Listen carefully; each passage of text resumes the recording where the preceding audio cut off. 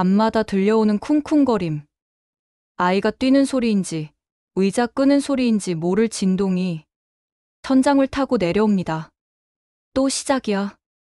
아랫집 부부는 눈을 감고 귀를 막아보지만 소리는 벽을 넘어 마음까지 흔듭니다. 층간소음, 단순히 소리가 아니라 하루를 지치게 하는 정신적 피로의 시작입니다.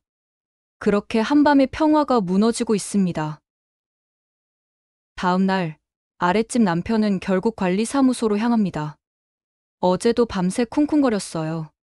몇 번을 참았는데 이제 도저히 못 참겠어요.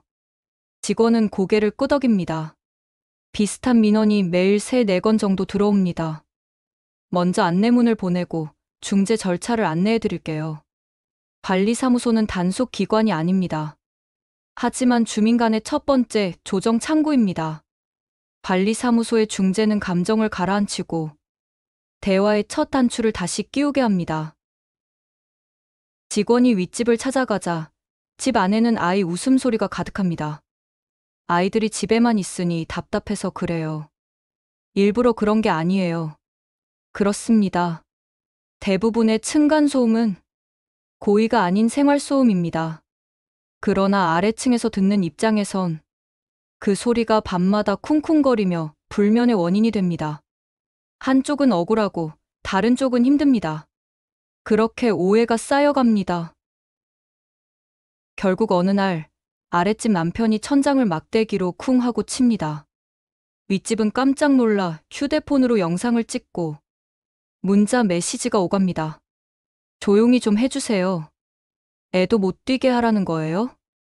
목소리는 커지고 마음은 멀어집니다. 이쯤 되면 문제는 소리가 아니라 감정입니다. 층간소음의 진짜 원인은 소리의 크기가 아니라 서로의 대화 부재에 있습니다. 그럼 기준은 어디까지일까? 관리사무소 직원은 표를 꺼내듭니다. 주간 43데시벨, 야간 38데시벨. 숫자로는 작아 보이지만 조용한 밤에는 작은 소리도 커집니다. 층간소음은 소리의 크기보다 빈도와 시간대가 중요합니다. 법적으로 바로 처벌되진 않지만 소음이 반복되면 분쟁 조정 절차로 이어질 수 있습니다. 이런 문제를 전문적으로 돕는 곳이 있습니다. 바로 층간소음 이웃사회센터. 이곳은 환경부 산하 기관으로 소음 측정부터 중재까지 무료로 지원합니다. 직원이 양쪽 세대의 동의를 받아 소음 측정기를 설치합니다. 23일간의 기록은 객관적인 증거가 되어 중재에 사용됩니다. 이제 좀 해결되겠죠? 아랫집 부부는 오랜만에 희망을 품습니다. 그러나 어느 날 밤, 아래층 남편이 더 이상 참지 못하고 윗집 문을 두드립니다. 대체 몇 시인데 아직도 쿵쿵거려요. 말다툼은 금세 고성이 되고 결국 경찰이 출동합니다. 경찰은 설명합니다. 층간소음 자체는 민사 문제지만 폭언이나 협박이 있으면 형사 사건으로 전환됩니다. 층간소음보다 더 큰 문제는 그 소리 속에 숨은 분노의 언어입니다. 며칠 후 관리사무소 회의실. 양쪽 세대가 마주 앉았습니다. 직원이 조용히 중재안을 설명합니다. 아이도 놀 수 있는 시간이 있고 쉬어야 할 시간도 있습니다. 서로 약속 시간을 정해보는 건 어떨까요? 갈등은 완벽한 정답이 아니라 서로가 조금씩 양보할 때 풀립니다. 한 발짝 물러서는 용기. 그것이 이웃 간의 첫 번째 화해입니다. 아이들이 뛰는 건 이해해요. 대신 밤 10시 이후만 조금만 조심해 주세요. 정말 죄송해요. 저희도 신경 쓸게요.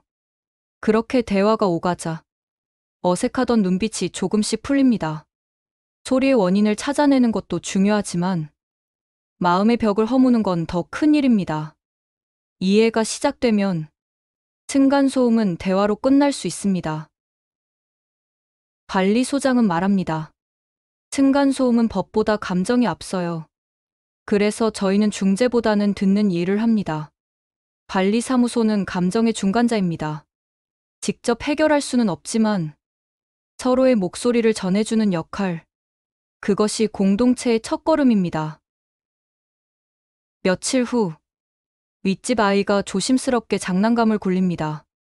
아래층에서는 미소가 피어납니다. 완벽한 조용함은 없습니다.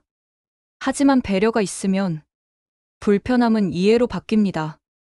대화가 최고의 방음제입니다.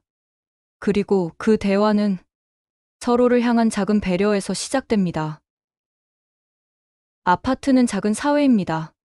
수백 명이 함께 사는 곳. 소음이 없을 순 없습니다. 그러나 규칙과 배려, 그리고 대화가 있다면 이웃은 적이 아니라 친구가 됩니다. 다음 이야기에서는 관리비, 대체 어디에 쓰이는 걸까? 그 진실을 함께 알아봅니다. 당신의 아파트 이야기 계속됩니다. 구독과 좋아요는 다음 영상 제작에 큰 힘이 됩니다.